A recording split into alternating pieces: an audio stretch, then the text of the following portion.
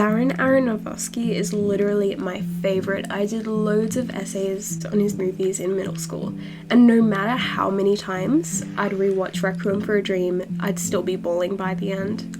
The Whale was released this year. Me and my boyfriend watched it in cinemas. Honestly, at the start, I thought it was a meme for some reason. I didn't realize it was a serious movie, but I quickly realized it wasn't a meme. This film follows the classic Darren Aronofsky style. A desire, effects are directed towards that desire, and eventually they reach that desire, even if it means they have to die for it.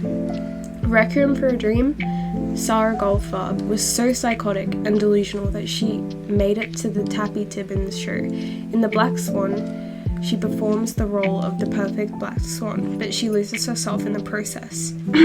In The Whale, we get to watch Charlie try to connect with his daughter. He offers money and helps her with writing. Sometimes he's already talented at. Another thing I love about Darren Aronofsky films is it seems like everyone has strong niches and talents. The passion they have for the subject helps add the emotional loss us humans can relate to. It's easier to relate to a character with strong passions because mostly everyone has passions. Charlie was passionate about literature and somewhat fixated on food. It seems that he had a binging disorder, which means he eats a lot in a short period of time. Binge eating disorders don't always result in obesity, but it's very unhealthy and debilitating. It is usually caused by stress. Food addiction is just like a less intense drug addiction. Food gives you dopamine, and when you have a general lack of that, binging is uncontrollable. Charles' friend, Liz, is medically trained and was once friends with Charlie's boyfriend or husband, I forgot, whom was killed for being gay. She has a strong connection with him and encourages him to go to hospital, but he won't because of the price and shame.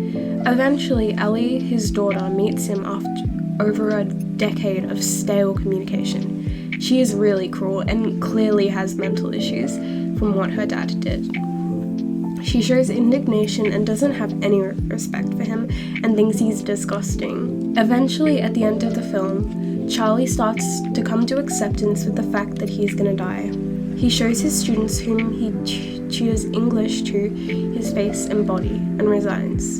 At the end of the film, in the most emotional scene, he begs Ellie to read a poem that she wrote in 8th grade.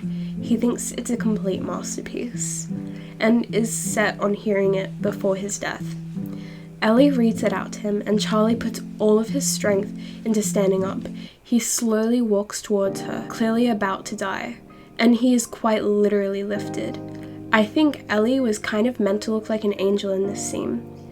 With the bright light shining behind her, Charlie was full of shame, and Ellie was an angel that he felt he could never live up to. Ellie was his only creation to be proud of.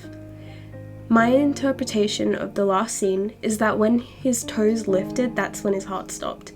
A lot of people think he didn't even get to walk over, but it's really up to interpretation. This film is really spectacular to me. It got a lot of backlash for being fatphobic or whatever, but if you're really so worried about that, you're probably missing the point of the movie.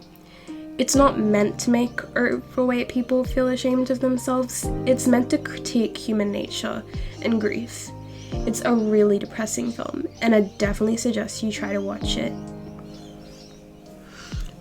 Bye.